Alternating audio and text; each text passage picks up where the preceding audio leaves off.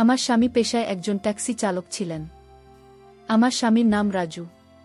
তিনি যে মালিকের ট্যাক্সি চালাতেন সেই ভদ্রলোকের বয়স ৫০-এর কাছাকাছি হবে। কিন্তু তিনি কেন যে বিয়ে করেননি তা আমাদের জানা ছিল না। তবে তিনি মানুষের খুব উপকার করতেন। এমনকি আমাদেরও তিনি বিভিন্ন সময় টাকা পয়সা দিয়ে সাহায্য করেছেন। আমার স্বামী তো চৌধুরী সাহেবকে তার জীবনের সবকিছু ভাবতেন।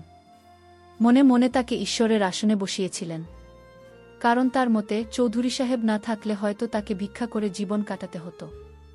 এই কথাগুলো আমি বিয়ের পরেই আমার স্বামীর মুখে শুনেছিলাম। আমার নাম ঋতু। আমি দেখতে বেশ সুন্দরী ছিলাম।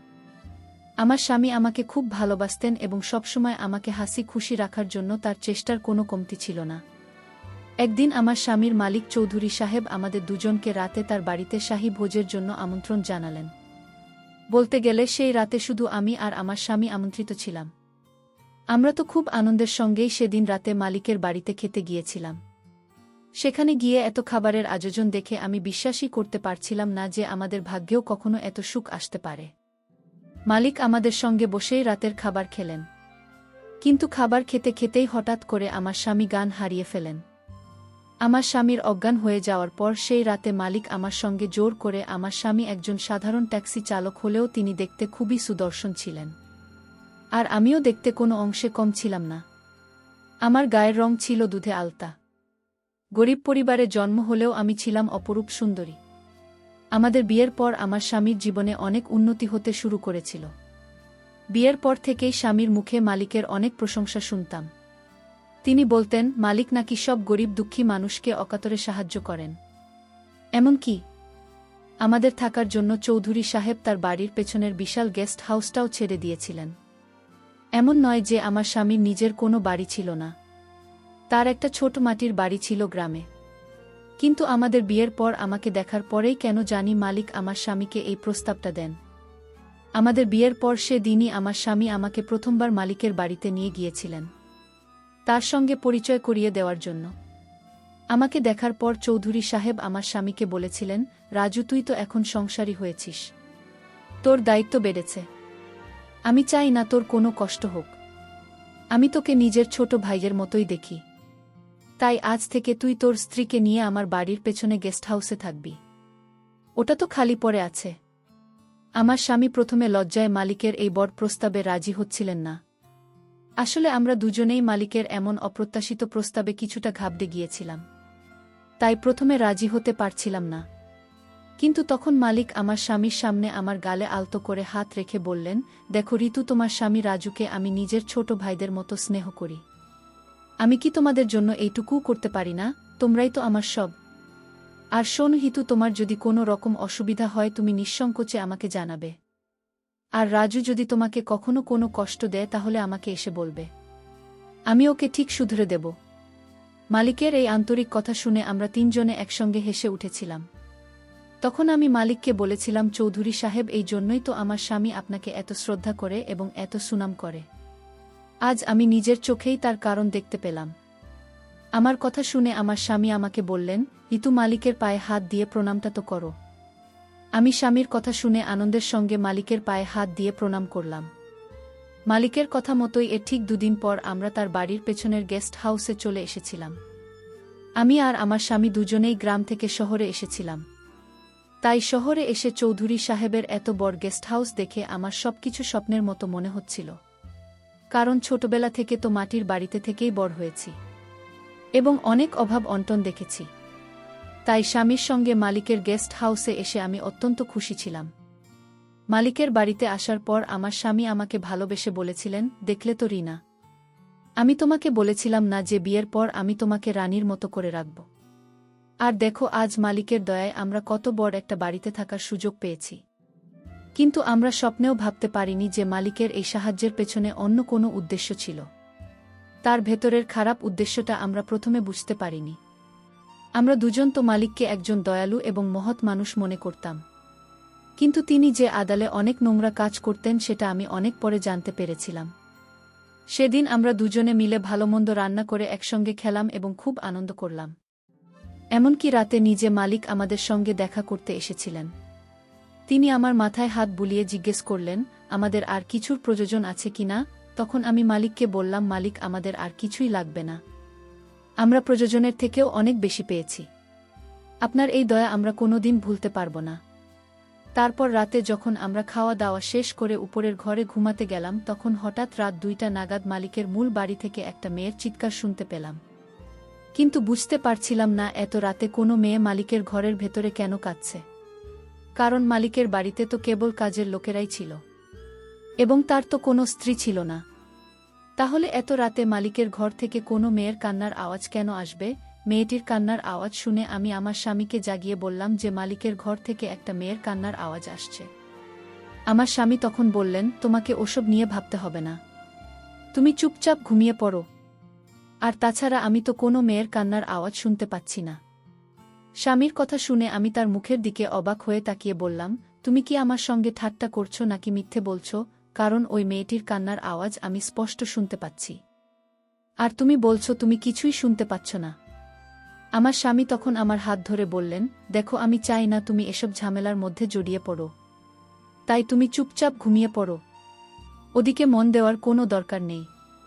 স্বামীর কথা শুনে আমার আর কিছু বলার ছিল না, তাই তার সঙ্গে আর তর্ক না করে আমি চুপচাপ শুয়ে পড়লাম।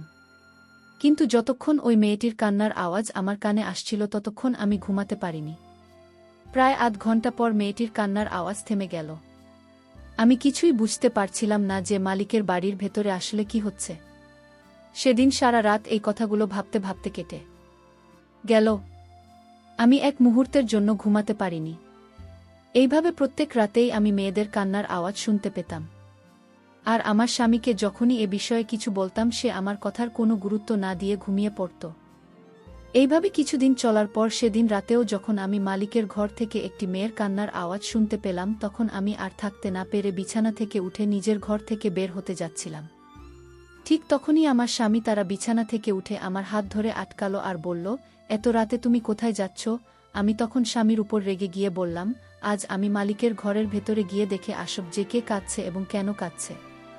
কারণ আমি প্রত্যেক রাতে মেয়েদের কান্নার আওয়াজ শুনি, আর সেই কান্নার শব্দে আমার সারারাত ঘুম আসে না। আমার স্বামী তখন আমার হাত ধুলে বল, রিনা, আমি তোমাকে কতবার বলেছি এসব ব্যাপারে বা এসব ঝামেলার মধ্যে পড়তে যেও না। আমি তখন স্বামীকে জিজ্ঞেস করলাম, তার মানে তুমি সব কিছুই জানো? তুমি জানো যে প্রত্যেক রাতে মালিকের ঘর থেকে মেয়েদের কান্নার আওয়াজ আসে এবং কেন আসে? আমার স্বামী তখন বলল, মালিকের ঘর থেকে মেয়েদের কান্নার আওয়াজ কেন আসে তা আমি বলতে পারব না, কিন্তু আমি অনেক আগেই পাড়ার কিছু মেয়েকে মালিকের ঘরের ভেতরে যেতে দেখেছি।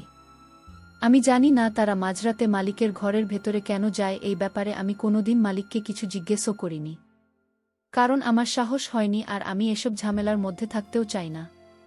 মালিক রোজই আমাদের সঙ্গে দেখা করতে আসতেন। এইভাবে প্রায় 7 দিন কেটে যাবার পর সেদিন দুপুরে যখন মালিক আমার সঙ্গে দেখা করতে এসেছিলেন, তখন আমি আর থাকতে না পেরে তাকে জিজ্ঞেসই করেই ফেললাম, মালিক, আমি কিন্তু প্রত্যেক রাতে আপনার ঘরের ভেতর থেকে মেয়েদের কান্নার আওয়াজ শুনতে পাই। মালিক তখন আমার দিকে তাকিয়ে একটা রহস্যময় হাসি হেসে আমার কাছে এগিয়ে এসে আমার মাথায় হাত বুলিয়ে বললেন, এটা তোমার মনের ভুল রিনা, আমার ঘর থেকে কেন কোনো মেয়ের কান্নার আওয়াজ আসবে? এই কথা বলে মালিক আর বিশেষ কিছু না বলে আমার ঘর থেকে বেরিয়ে চলে গেলেন। কিন্তু সেদিন আমি মনে মনে ঠিক করেই নিয়েছিলাম যে অনেক হয়েছে। এবার আমি নিজের চোখে দেখব যে প্রত্যেক রাতে মাঝ রাতে মালিকের ঘর থেকে মেয়েদের কান্নার আওয়াজ কেন আসে। তাই সেদিন সবার চোখের আড়ালে লুকিয়ে মালিকের ঘরের ভেতরে ঢুকে পড়লাম এবং খাটের তলায় লুকিয়ে রইলাম। তারপর মাঝরাতে আমি নিজের চোখে যা দেখলাম তাতে আমার পায়ের তলার মাটিটাই যেন সরে গেল। আসলে মাঝরাতে একজন লোক তার স্ত্রীকে মালিকের ঘরের ভেতরে রেখে গেল। মেয়েটি তার স্বামীর হাতে পায়ে ধরে অনেক কান্নাকাটি ও কাকুতি মিনতি করছিল, যাতে তাকে মালিকের কাছে রেখে না যায়। কিন্তু লোকটা নিজের চোখের জল ফেলতে ফেলতে তার স্ত্রীকে সেখানে রেখে মালিকের ঘর থেকে বেরিয়ে গেল। কিছুক্ষণ পরে মালিক ঘরের ভেতরে এলেন। আমি খাটের তলা থেকে সবকিছু লুকিয়ে দেখছিলাম। মালিক যখন ঘরের ভেতরে এলেন তখন মেয়েটি তার পায়ে ধরে কান্নাকাটি শুরু করে দিল এবং বল, মালিক, দয়া করে আমার সর্বনাশ করবেন না, আমাকে যেতে দিন। তখন মালিক মেয়েটির দিকে এগিয়ে গিয়ে বললেন, বেশি নাটক করতে হবে না। তোর স্বামী আমার কাছ থেকে 1 লক্ষ টাকা ধার নিয়েছিল, আর 1 বছর হয়ে গেলেও সেটা এখনো শোধ করতে পারেনি। আমি তাকে 6 মাসের সময় দিয়েছিলাম। তাই এখন বেশি নাটক না করে আমার কথা শোন।